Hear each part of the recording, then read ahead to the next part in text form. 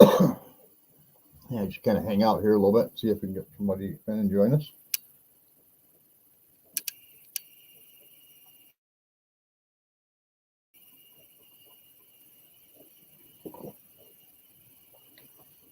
Right now we have nobody, but we'll see how that plays out shortly. It only takes a little bit.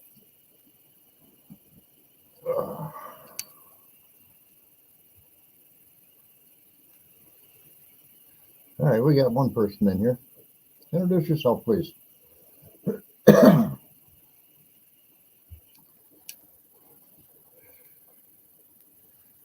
lonely person then. Come on, introduce yourself. Who be you? Greg and Gina. Hey, how we doing? Yeah, so I did go to Binghamton, but I went Friday, not Thursday. Well, actually, it wasn't Binghamton. It turned out to be Johnson City. They called me from Endicott to tell me I had to go to Johnson City. I thought that was kind of weird. But I got my walk behind string trimmer like you see on Junk to Gems Homestead being used to clear the land. Because I have an area behind my chicken coop. Since we put the new chicken run out there, I can't get my mower behind it. That's fine, Greg. I can't get my regular rider mower behind the chicken run area because I've got wood stacked down one side covered in tarps, and I've got a big rock on the corner of my house that I can't possibly move if I wanted to. I actually think it's part of the house. So there's not enough width. And it was getting a little carried away back there, and it made it so going back there with a regular weed eater was practically impossible. Hi, Lindy. Okay, how we doing? Made it practically impossible to get back in there. Hey, Tiny Farm Nugget, how we doing? Oh, okay, that's cool. Thank you, Tiny Farm Nugget.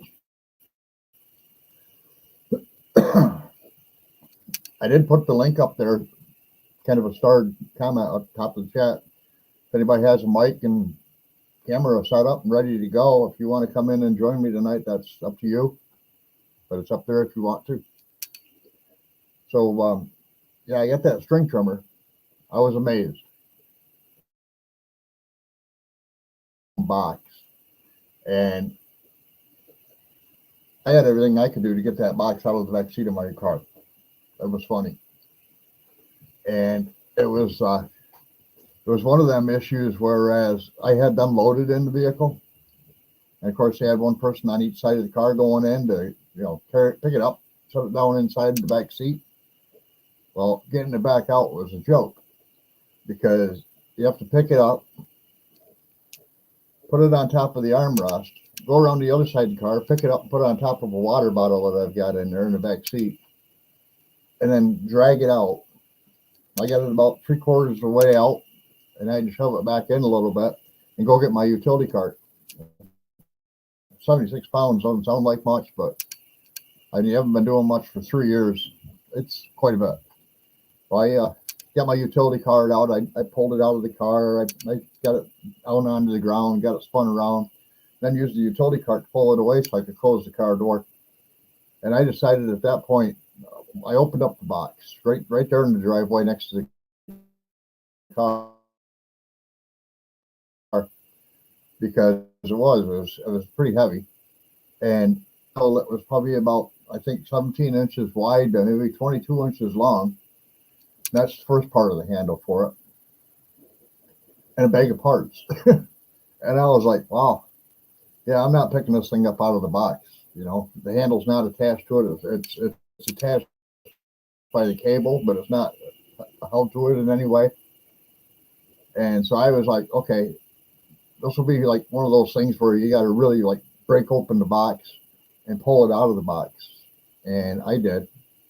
And I put the handle together. It was just a bolt with a handle on it. I will say the handle part was kind of weird on it because on the end of the bolts, you'd think they'd give you a full threaded bolt for this thing, but they don't.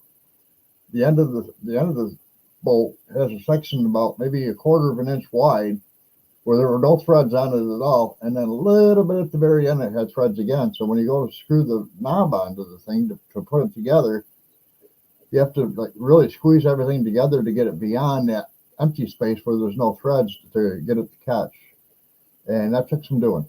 It actually took quite a bit of doing. So I got it put together. I bought oil for it because they don't come with oil, which is weird. I filled it up with the oil. I filled it up with the gas. You have a part of the front shroud where the line is. I noticed the line was sitting above part of the shroud, and I'm like, well, that's kind of weird. And I got looking at it, and I found a sticker that says, well, you have to assemble the shroud, pull the shroud out from underneath it, and put 2 bolts into that, Phillips said. So I did that, and I ran it for probably a good half hour that first day. It started right up. Actually started better the first day right out of the box than it did today when I used it again behind the chicken run. But so I went out. I did in front of my garage area and stuff where I can't get the mower because I got utility trailers and wood piles for we got half a tractor trailer load of ash and cherry sitting in my driveway. And, there's regular boards. So I was just like, I'm not moving the trailer out just to mow that section with the tractor and then shove the trailer back in and do the rest of it because there were still areas back there that I couldn't get. And I'll tell you, those things are powerful. I mean, I was taking down burdock that had a bottom branch on it like this big around the stalks. And it walked right through that stuff. I was like, whoa. Don't hit anything with that line you don't want broke. Well, of course, stupid me, I hit the tail ends of my trailers. Now I got a broken tail light, but lesson learned, I guess. It's funny because my trailer has a gate on the back of it. It's only a 6-foot long trailer and 4 foot wide, I believe. And the weight of that gate and the way where the axle sets, when you unhook it from the vehicle, the tongue goes way up into the air on it. So the lights are right on the ground. So I was like, yeah, don't hit it. Oh, shit, I hit it. Oops. It's not totally broke. I mean, I'm still going to use it the way it is. I don't think I'll get a ticket for it because it's just a little tiny corner piece that I broke off from it. But yeah, don't do that.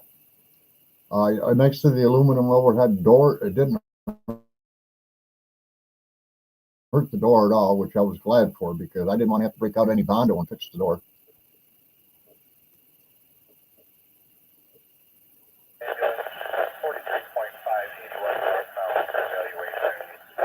Hey, Tiny Farm Nuggets, we all like watching hummingbirds and dogs. I don't have a dog, but I got hummingbirds. I got quite a few of them actually. Let me shut the scanner down because I don't think I'm supposed to be broadcasting that. That's better. Not that it matters. Nobody that's on here now is local to me. Well, Greg and Gina kind of are, but this is Cortland County scanner, so which is weird. I've got a scanner app on my telephone, so when I'm not home, I can kind of see what's going on. And that one actually lets me listen to like the sheriff's department and state troopers. Where this local one that I've got, it's a unit on Bearcat, and it sits on my desk. It's a handheld one, so I can take it with me if I want to go somewhere with it or whatever. And it only picks up Cortland Fire Department, the Highway Department, and things like that. You can't listen to any of the police department radios or dispatch. You can't listen to any of the state troopers dispatch. So it's kind of weird. I don't know. But on my phone app, I can listen to all of them. So if there's something going on that I'm curious about, I normally open the app on my phone. But it's always giving me these weird notices of somewhere's out in this county or this state or whatever, there's something going on that you need to know about. And I'm like, I don't even know where that county is, and I don't know what state it's in. I don't really care. It's not local to me. And so I don't know. It's kind of weird. So anyway, that string trimmer runs great. I mean, I was cutting off sumac trees with the thing. So, the saplings, they weren't real big, about probably 1/2 inch in diameter. But it did a good job on it. And I was really amazed. That area behind that chicken run has been all summer long, needed to be cleaned up. And I did it in half an hour, I believe. And that was going in and actually mowing all of it down. It's a pretty good area. I mowed it all down, and then I went in and I raked everything up, and then I just opened up the back of the chicken run and threw all that inside so they got something to scratch. They loved it. They thought it was the best thing in a long time. Of course, I'm known to do weird things for my chickens. My hat says HalfAss Homestead on a leather patch.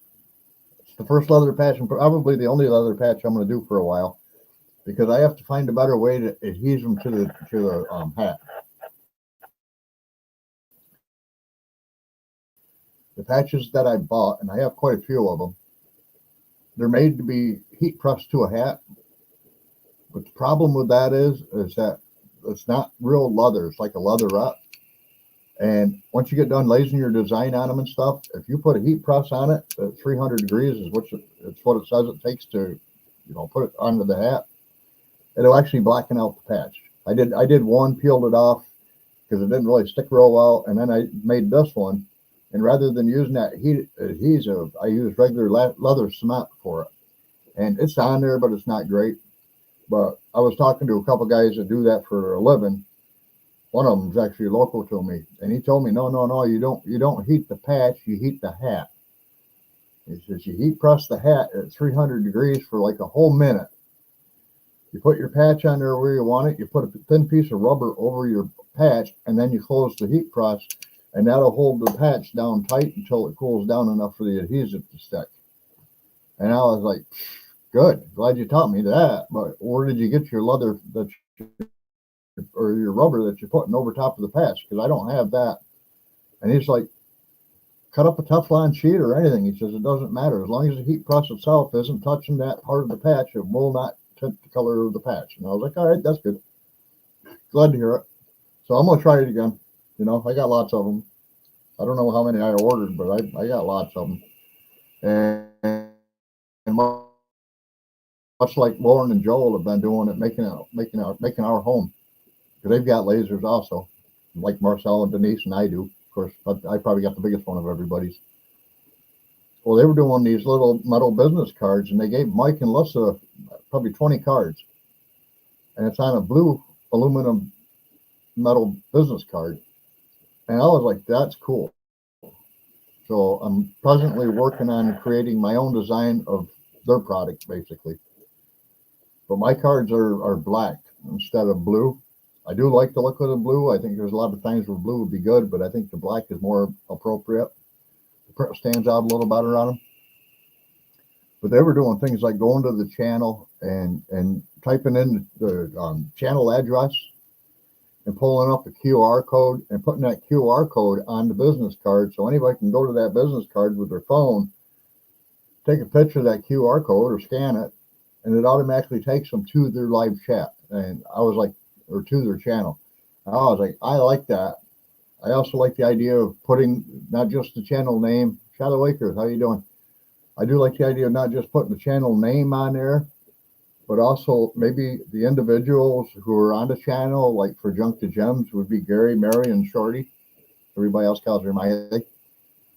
And also put on there, what day of the week, at what time, and central location or whatever, that they go and do their lives. And then on the opposite side of the card, if anybody wants to share it, I can put the phone number there, but I know a lot of people don't like sharing their phone number. But I can put like their email address, and I can also put their mailing address on the back side of the card. So everything's all on one card, printed on both sides. I think that's a really good way of promoting some channels, helping them out, give them something where they meet new people, they can just hand it out and maybe get more people to watch their lives and become, subscribers or whatnot. So that's something I'm going to be working on. I haven't used my laser in a long time now, and I need to get back onto it. I've got some tumblers I need to start working on for a wedding that's coming up, and that one's going to be fun because the setup for tumblers, everything that goes on my laser goes onto what is like a press sheet, basically. If it's a cutting board, you have to put it inside of this square. If it's a coaster, you put it inside of this circle. If it's like a dog tag, or like those can openers as I was showing you guys, then you have spots for everything that goes inside the laser. But the one thing I don't have for inside of my laser is where I would stop the head to bring it to zero, which would be the center of the tumbler, and where I can put the rotary part down inside of the laser so that it's always there, always squared, always straight. Hi, Tasha, how are we doing? So that's the one part I got to work on yet. I am planning on doing that because to me that's important. I want to be able to just set it in there, plug it in, drop a tumbler on it, and print it. I don't want to have to do all this monkeying around and making sure everything's this way, that way, whatnot. And I'm going to be doing a lot of tumblers for this wedding, so that's one of my first projects I'm going to work on before I start doing these business cards.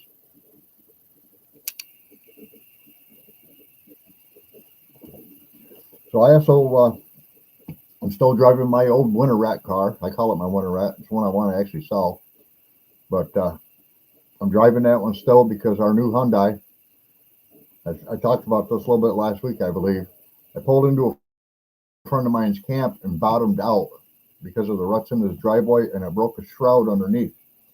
I have a local neighbor who has a lift in his garage, but I have not been able to catch up with him to ask him if it's possible for me to take the car to him and put it up on his lift so I can get underneath it, drill some holes, and use some cable ties or whatever to get that shroud up off the road to hold it back up underneath there. I'm not going to run out and go buy a brand new piece for it because it's covered under the warranty on the car.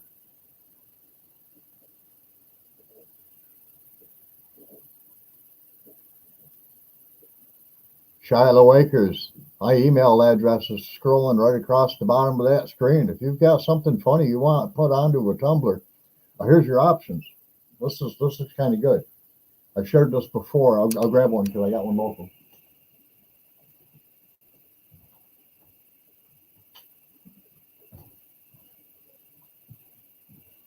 Actually got two local, so that's even better. This one was a mess up, but it was my first one that I ever did on the new rotary system, and I didn't know what I could do with it. But this one has the Dollar Seed name on it. Of course, it's way too big. And then, of course, when I put printed by Midline Graphics on the bottom, I printed that backwards. I don't know how I did that, but that's one option. These come with screw-on lids, whatnot. But then I also have this other option. I can do these in full color, top to bottom. And these have a lid on top that you can slide open. So you take a sip, and then you can slide it shut so to keep the bugs out of your drinks and stuff. And these are supposed to keep drinks hot or cold. I haven't played with this one. I just printed it because I wanted to print one just to test to make sure I had the right dimensions for everything. It's not perfectly square. If you look at the very, very top edges of it here, they're not quite totally lined up. Same thing with the bottom. They're just a little bit out of square. Not bad. And now I can print all the way from the very top to all the way to the very bottom of them. I adjusted my settings for that. And I can also eliminate that white line that runs down through there where the two sides of the paper meet. So those are pretty cool. And I can do those full color. That's the big advantage of that one. I do them full color. I can't tell you what I'm going to charge you for it because I don't know what it's going to cost me to ship it. And to be honest with you, I don't know what the cost of the buying them is right now. I do have a source local that when they have them, I can get gold and blue and a style where they're wider on top and they narrow down a little bit and then they go in and then they're straight down at the bottom that fit like a coffee cup holder in your car kind of thing. Those, I know how much it cost me to buy, but I still don't know what it would be to ship. And I probably would have to buy boxes to get them to ship because they're standard for that company, but they're not standard for me.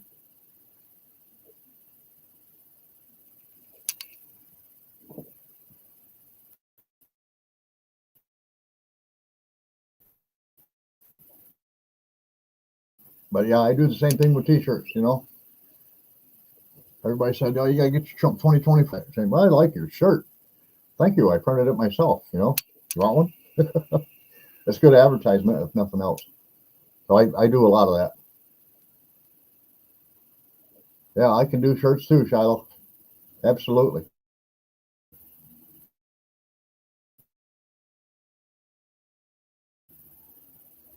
And I can give you multiple colors of shirts to choose from, because even though white shows a lot of dirt, white is if it has somebody like a picture of a person in it, their eyes will be white.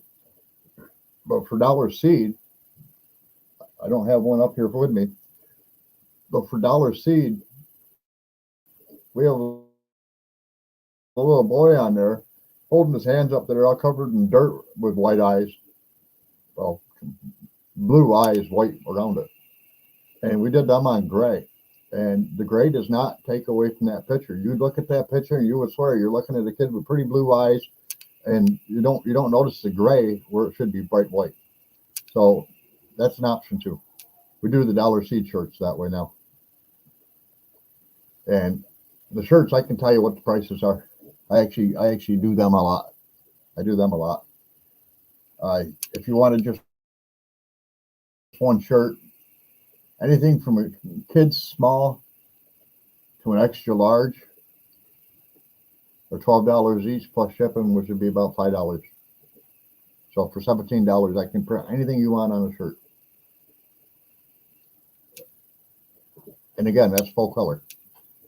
And the quality of these shirts, you don't feel the print. It's not like screen printing. This is done with dye sublimation. So same as what these mugs are done with. That's why it's so shiny. These are done with dye sublimation. It actually dyes the surface of the cup. Where with these shirts, it actually dyes the shirt. So like screen printing, normally after a while, they say, well, turn it inside out when you wash it and do this and do that. You don't have to do anything special with it. You take it off, you throw it in the laundry, you throw it in the washing machine, you take it out, fold it up or hang it up or do whatever you want to do with it. And these are also like a sport type shirt. Or if you're out and it starts sprinkling a little bit, you go into where there's any air movement at all and you're dry. It's quick. It's quick. It's kind of what like Gary and Melody wear all the time when they're working on their house, is their cabin or whatever you might want to call that, anywhere on their property basically. And they dry fast, and you don't feel the sweat sticking to you because the air is actually blowing through the shirt, drying it off on you while it's there. So they're actually cooler to wear than say like a cotton shirt. If you were wearing a cotton shirt on a hot sunny day, you'd be sweating your butt off. And if it's a cotton shirt, it has to be screen printed. I mean, that's all there is to it. I cannot screen print a cotton shirt. However, I can get these polyester shirts that look and feel like cotton.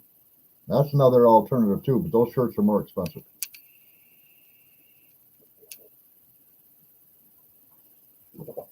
My truck still is in the shop. I don't know if I'm going to get it back anytime soon. I'd like to have it back by next weekend. I have an old co-worker and friend that lives right down the road from me that's done a lot of work for me lately. And we were in the talks of maybe going camping this next weekend. If I get the truck back, we take the camper. If I don't get the truck back, we're going to take the tent. But we're still going to go. If they decide they want to go, they're going to let me know this week. But if they decide they want to go, then we're going to go one way or another. I would prefer to take the camper, and I would prefer to have my truck, because with my truck I can take my generator and we will have all the power we need. And that also will be coming up as being, if we do go, I won't be posting a live next Saturday, just simply because I won't be where I can get internet, because the campground we're looking at is no electric, no running water, no internet, no cell phone service. So there's one site where I believe I might be able to get internet or cell phone service on top of the hill, but all the rest of them are absolutely nothing. There's no go. That's a no-go zone. So I won't post for my next Saturday night live early like I have been. I'll wait and post that when I find out if we're going to be camping or not. That way I'm not getting everybody's hopes up. And speaking of that, I was talking to Mel and Gary, and they are not going to be doing their Wednesday night lives anymore at 7C. So I'm kind of wondering if maybe I should move into their time slot. because they're not going to be doing it. They're giving up on it because it's just too much. They're homeschooling the kids now. They're working on their house and the land and doing all this other stuff. So I'm kind of wondering if maybe I should take over their time slot. Nobody I know of right now has that same time slot, except for Pretty and Pooch from Full Blown Country. And I've watched their channel a couple times, but I'm not a member. So if anybody thinks that would be a good idea, let me know.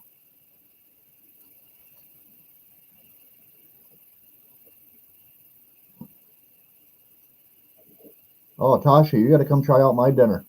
I made something pretty awesome tonight. I took 12 eggs, broke them open into a bowl, added a little bit of milk, stirred them up, added some taco seasoning, a handful of mozzarella cheese, and some pre-cooked mild Italian sausage, and a couple teaspoons of pico de gallo. Mixed it all up really good, got it into a casserole dish, got the oven running at 350, put more cheese on top of it. I emptied a whole bag of mozzarella cheese, and then I had another bag of like a Fiesta cheese that had maybe a half a handful, so I put that on there. And then again, I went over it with the taco seasoning mix. Oh, turned out awesome. Hour in the oven, turned out great.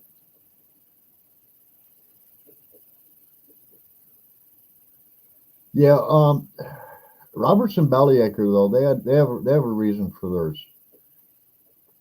I'm not saying that Gary and Mel don't, but their reasoning is more. I would accept that reasoning above all others because theirs is more family health related.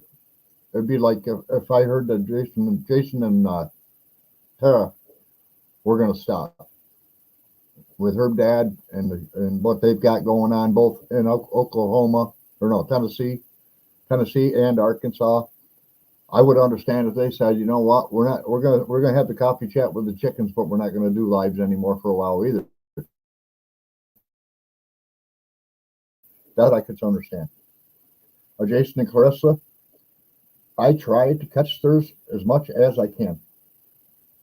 Michigan Life above the 45th parallel. Because I really like that couple. They're nice people. They're kind of funny. Much like Jason and Tara. Jason and Clarissa are about the same way. You get a good laugh when you're watching them. And I don't know. I'm to the point now. Yes, Shadow, exactly. Far as I see it, if I were to sit down and watch every YouTube live, and I have the master list of lives, and it's grown exponentially. I have that list, and if I were to sit down Monday through Sunday and watched every live that was on, my life would end at 4:00 at night. Seriously. I do my best to watch everybody's videos that I can. Come on, Homestead and Simple Life Reclaimed, Real Talk with SLR, Country Road Cure. Just got done watching one of them tonight with Roxanne doing a bunch of canning and making ice cream and stuff. I like watching all those different channels, but I also watch other channels. You know what I mean? I don't just watch all of these like Mike and Sid and all these other ones.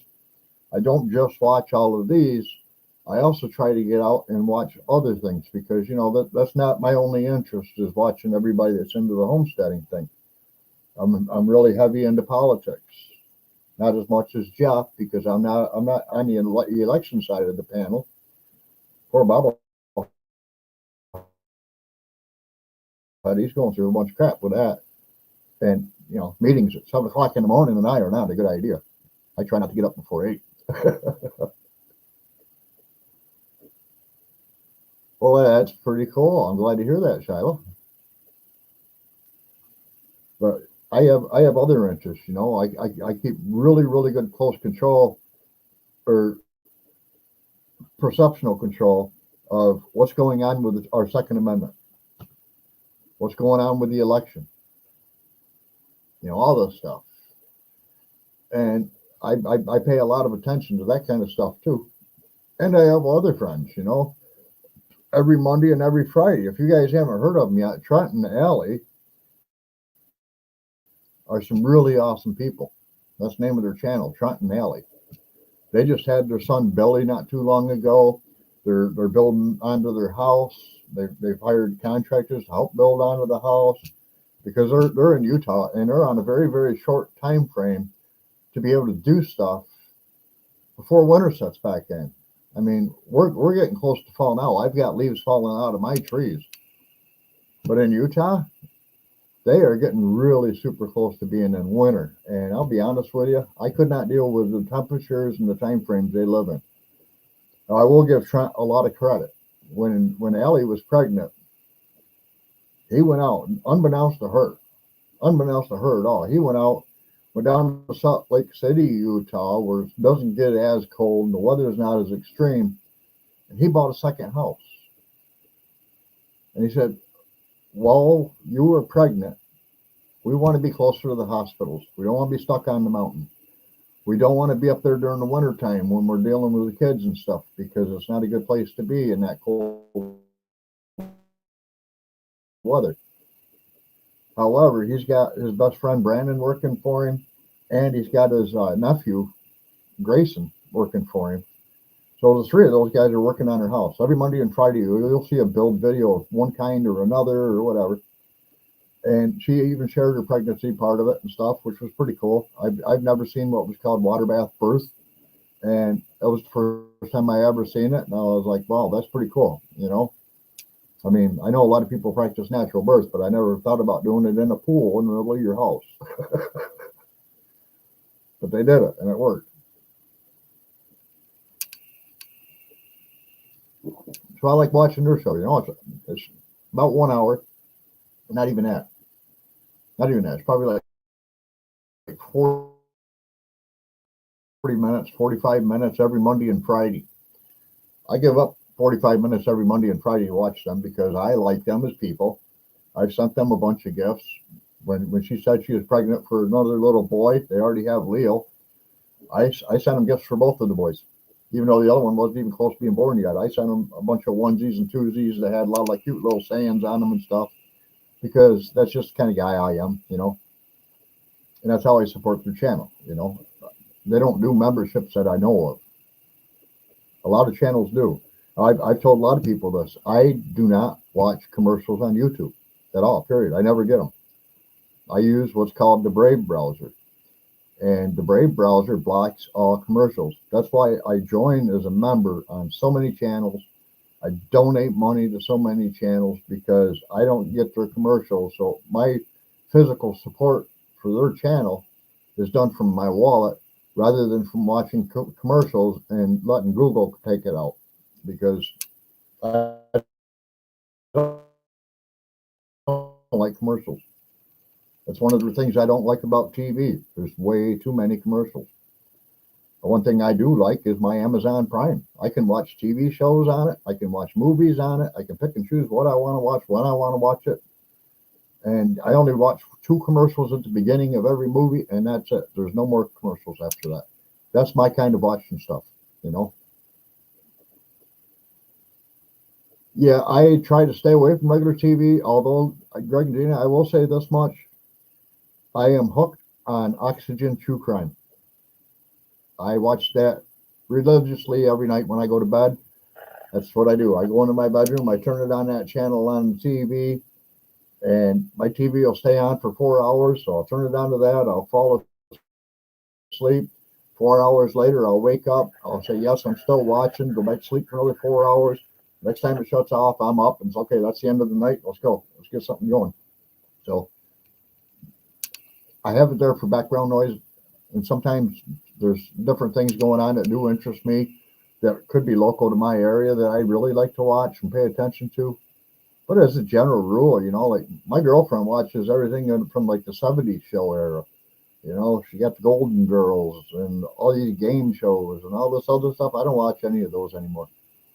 I did used to like watching Wheel of Fortune every night at 7 o'clock. but I gave that habit up because, you know, every night at 7 o'clock, there isn't somebody else going on in life. And I watch probably every one of them or most of them. So I kind of gave that part of it up. I used to like watching, what was that one there? The Price is Right at 11 o'clock in the mornings. On my days off, it was like a religious thing. Go over and turn the TV on 11 o'clock, watch Price is Right. When the news came on, shut the TV back off. But I really don't touch me. Well, you know what? Now I know you're a Democrat. And because of that, you know, you're wearing a mask a lot longer than anybody else is. You don't want nobody touching you. You don't want to be even within 6 feet of somebody. Well, when that happened, I was like, your show's done. I'm not watching you anymore. You're a wimp, you know. And I'd call him a wimp to his face. Seriously, it's just the way I feel about him. And he really hasn't changed any. Hey, Radio Jonesy, how we doing? Island Life Tasmania, how you doing?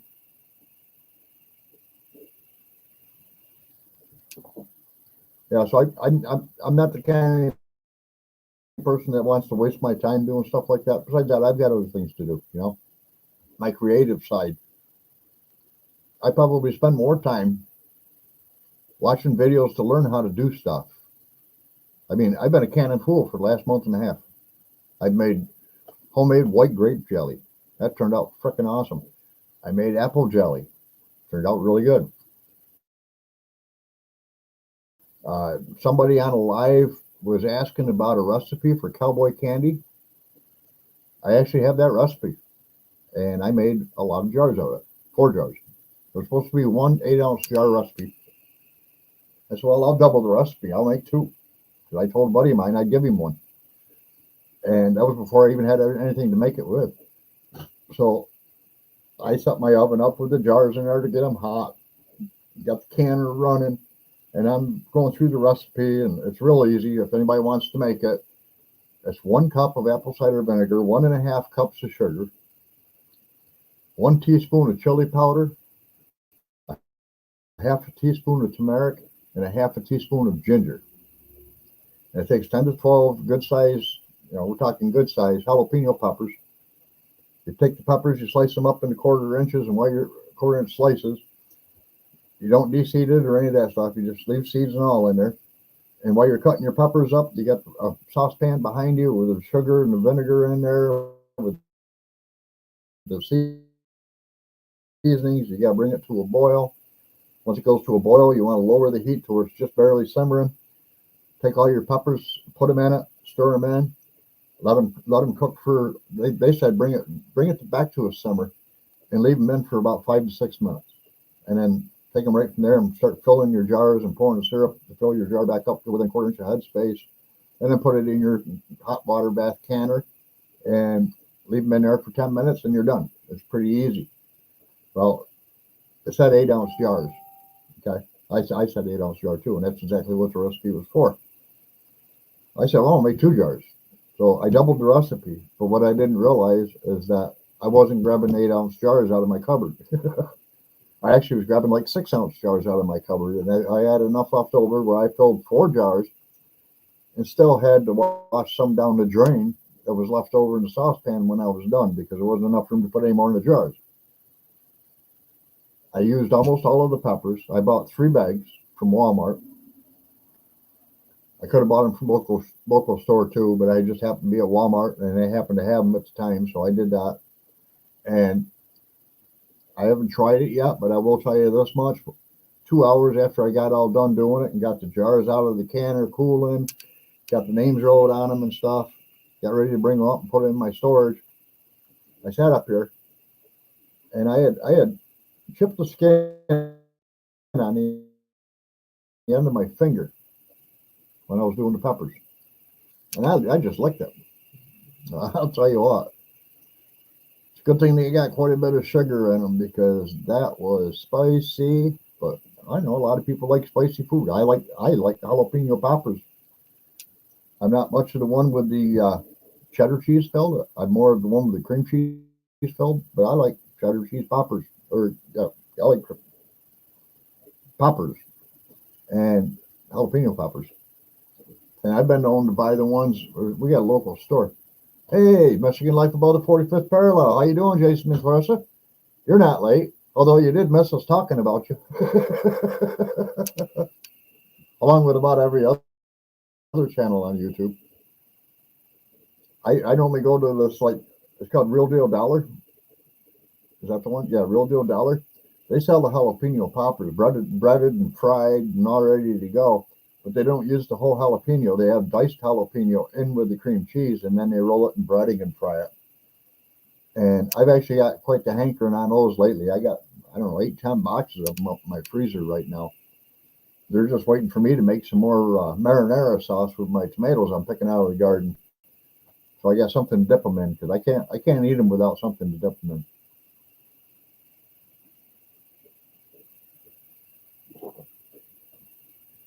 Yeah, back to my truck.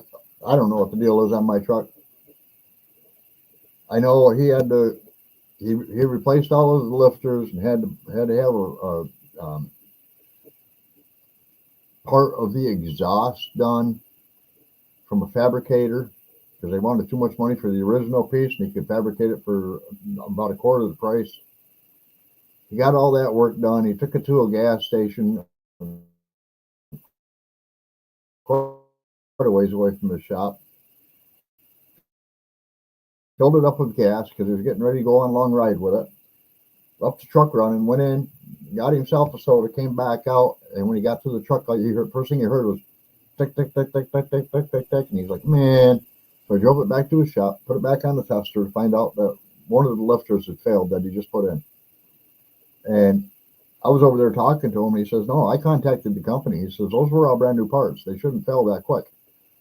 So rather than just replacing the one bad one, he's tearing the motor down and replacing all of them again that he replaced the first time. And they sent him the whole gasket kits for it and everything, so it was free of charge for him. But, you know, I'm the one paying the mechanic bill. It's not free of charge to me. I'm worried about what it's going to do to my wallet. But I want it to be right when he's done, too. So, you know, I understand that. So I asked him, I says, can you do me a favor? Take that one bad one and throw it away and save all the rest of them, just in case later on down the road I have another bad one. I've at least got something to replace it with temporarily, if nothing. And he's like, yeah, I can do that. So that was over a month ago. And I haven't been able to get back over there. Like I say, my regular driver, my new car, is broke down. And the one I'm driving now, it's a 2012 Mazda 6 touring sedan. It does not get good mileage compared to that new car at all. I mean, that new car is pushing 50 miles per gallon all day long, and it's not a hybrid. The Mazda 6, that Mazda 6 is probably getting around 20, 22. Heck, I was getting 17 with my truck, you know. Back when we first bought the Mazda, we didn't buy it brand new. We bought it a year old from Enterprise Rent-A-Car with 40,000 miles on it. It was getting 32 miles per gallon when we bought it. But I can't get 32 miles per gallon out of it now. That's just, I can't even picture that car ever getting that mileage again, no matter how much work I get done on it. And to be honest with you, I don't want to put any more work into it. I mean, we had to replace the catalytic converter because it broke off at the front of the catalytic converter from Rob. That was about $500. Plus, I paid extra for an earlier repair just to quiet it down until I got the new converter in and got them to do the work. I had to replace the water pump on it. And the last one I had to replace, took my mom shopping. This is once a month. I take my mom shopping, and once a month, my mom and I go out for lunch after we're done shopping. I go to pull into the local diner, and the whole car shifted a little bit, and it felt like it dropped and locked up the wheel on the passenger side, pulling me. I was turning left to get into the parking lot, and it pulled the car real hard right, and I saved. But I went out and I looked at it after we got into the, you know, she's old, 88, 89 years old. So I had to walk her in, set her down table, you know, order coffee and all that stuff. And I says, Mom, I'm not going to order breakfast right yet. I'm going to walk out and go out to the car real quick. I'm going to get down on my hands and knees underneath this thing and see if I can see anything. And I did, and I couldn't see nothing. So I got in it. I started it up. I backed it out of the parking spot where I was on a little bit of a hill. I backed it down out of the parking spot towards the street. I stepped on the brake and I felt the whole thing shift again. I was like, yeah, we're not driving this anymore. So I drove it back up into my parking spot. I went in. He's like, Mom, I got to make a couple phone calls. So we ordered breakfast. And the first phone call I made was to my tow company, Ron's Body and Paint. They're local. And I told him, I says, I don't know what happened to the car. I was driving down the road. We were turning into a parking lot on the left. The minute I stepped on the brakes to slow down to pull into the parking lot, it made a quick pull to the right. I saved it. We turned the car. I backed the car up out of the parking spot a little bit. I put my foot on the brake. It pulled that to the right real hard again, and it felt like something dropped. I got out. I looked. I can't see nothing, so I need to have this towed to your shop. And they were like, all right, yeah, we'll be out as soon as possible. I was like, all right, cool. I called up one of my workers, my buddy Jimmy. I was like, Jimmy, what vehicle did you drive to work today? And he says, well, I got my truck. I said, all right, cool. Can you do me a favor? I told him where we were at. He came down. We unloaded all of my mom's groceries out of the back of the car, put them in the back of his truck. He gave my mom a ride home, helped her up into her apartment and stuff, and unload her groceries. And then he came back to me. We unloaded all of them. I think it was another 35, 40 minutes waiting for the tow truck. So I'd already been sitting in the restaurant for probably 40, 45 minutes with my mom. And my house to there was 30 minutes. And he came there from the house, got my mom's groceries loaded up, drank a cup of coffee with us, help my mom to the truck and get her up in the truck, take her to her house, and then come back out and wait for me. Well, here I'm paying this guy per hour to wait on the tow truck. But it turned out that the whole bottom cradle of that car had broke. Well, that was a $2,000 repair job. Might have even been a little bit more than that.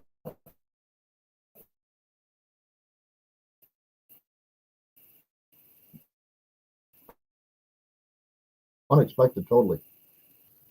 So after that, it's not worth it to me. I'm not actually. After we got the new car, Jimmy and his wife's car, they bought a newer vehicle, and their motor took a crap. So I loaned them the Mazda, so they had something to drive back and forth to work. Well, they were waiting to get the motor brought in on a truck, and then he had to go with his truck and pick it up at the loading dock, and then take it to an uploaded it and tore the motor out of his car, put the new motor in, and got everything working. The first motor that was sent to him wasn't the right one, so he had to go through the whole process twice as well. So he had that Mazda for an awful long time. And then when I went to put my truck into the garage, I called him up and said, Jimmy, I need the Mazda back. I don't want to be left with just one vehicle. I got to put the truck in the garage. So he came over and he followed me over with the truck in my Mazda to drop it off. And when we come walking out of the shop, he says, here, here's your keys. And I said, no, you've been driving it. You drive me home. And I'm glad I said that. Exhaust work. I don't know how much, but it needs exhaust work. And I'm just like, yeah, whatever. Whoever buys it can do the exhaust work. I'll take $1,000 off the price to cover it. I'm not doing it. So basically, that's where I'm at on that. I don't like my Mazda anymore. I loved it when we first bought it, but it's 11 years old now. So it's actually 12 years old now. We bought it in 2013, and it was a 2012 model. Like I say, I bought it with 40,000 miles on it. So it's like, I don't care about that car anymore. I care about my truck. I can't move my camper without my truck. I can't move any of my trailers without my truck. I can't move my boat without my truck. So I want my truck back. And I stole $10,000 on it. Yeah, I think it's 10,500 or something like that on it. And I can't haul any lumber in my cars. Yeah, I need to get a bale of hay for my chickens. That's why I was out there with that trimmer trimming up that back lot behind the chicken run and raking the grass up and throwing it in there. Done cutting his hay. They were over there this morning rolling it over, and I was so tempted to go over there and say, hey, can I give you $5 for me to come over here with my wheelbarrow? And as much as I can fit onto that wheelbarrow, take it back so I have it for my chickens. You know, I could buy a bale for $4, but I don't have a vehicle I'm putting it in. Not right now. My truck I would. So that's kind of in the mix it up too. I'm watching that guy.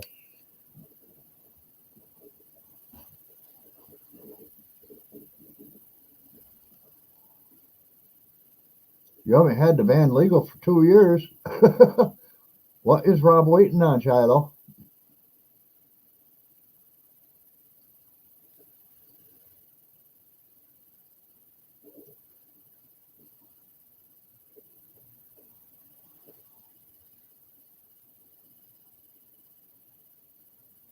That's one thing I always make sure of.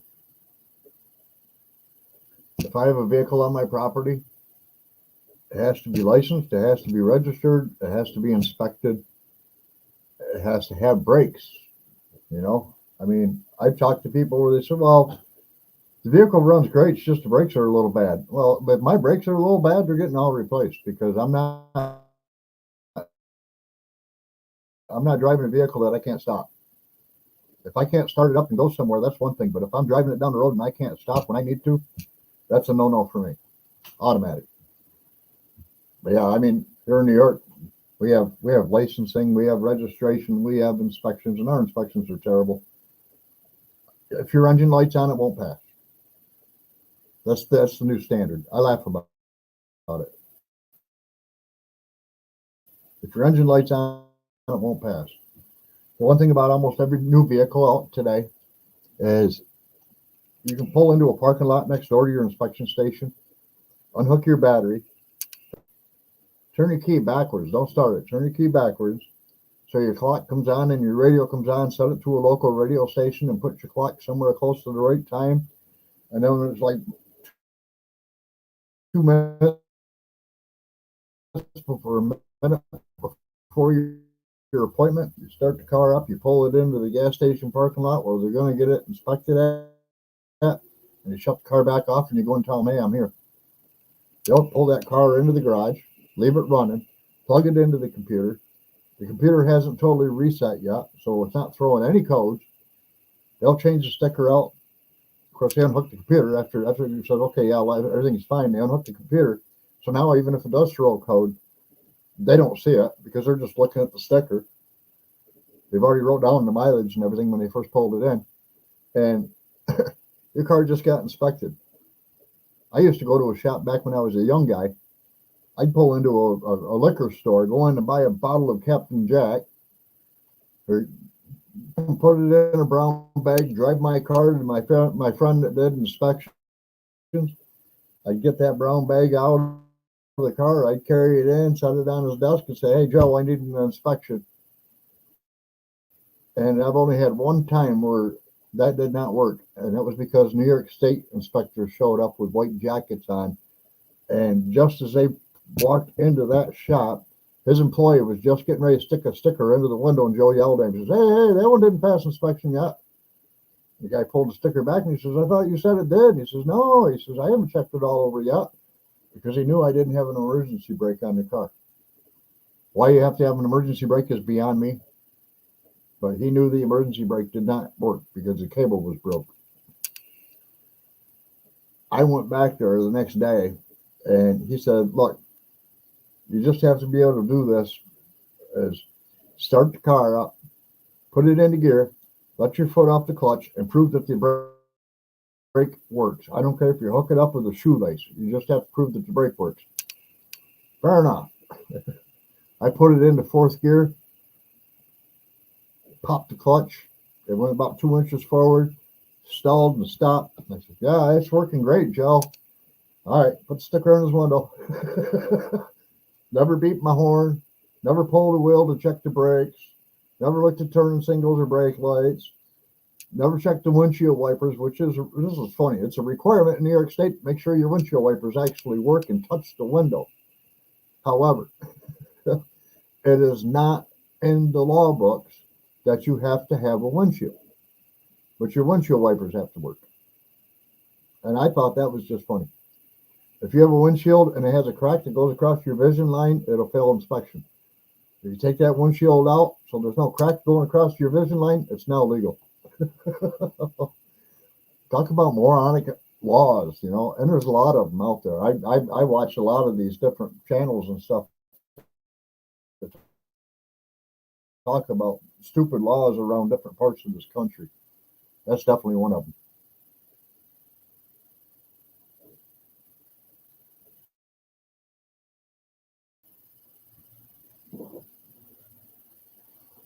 I would be looking to buy an old U-Haul truck.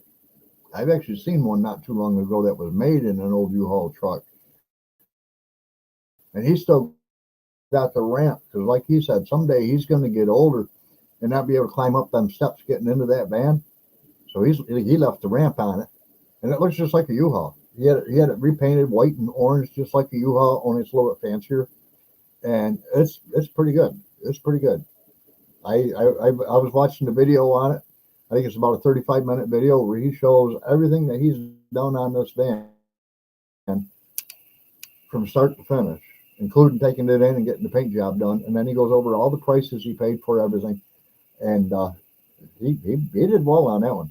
I think his total all-in cost on it, from buying the van, getting it painted, doing all the work on the interior, putting solar into it and everything else, I think he said his total cost was like $13,500. And he can drive that thing across country and not have to worry about it breaking down. Him and his dad rebuilt the motor, and his brother is a mechanic, so he went through and checked the transmission and went through replaced all the brake lines, put on all new brakes and stuff. They put brand new tires all the way around it.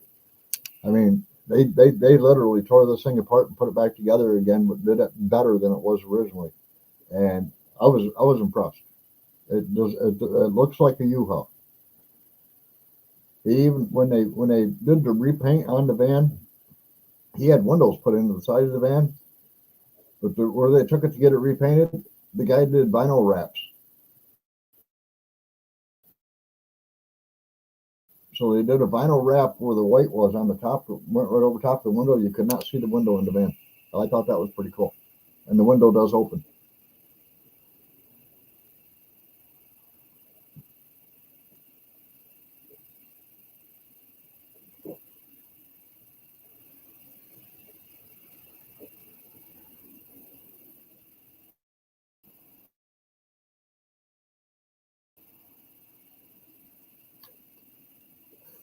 One of my favorite ones that I played around with when I was younger, I had a lawn maintenance business, and we used a full-size van. It was a one-ton. We used a full-size van, and that thing sat right.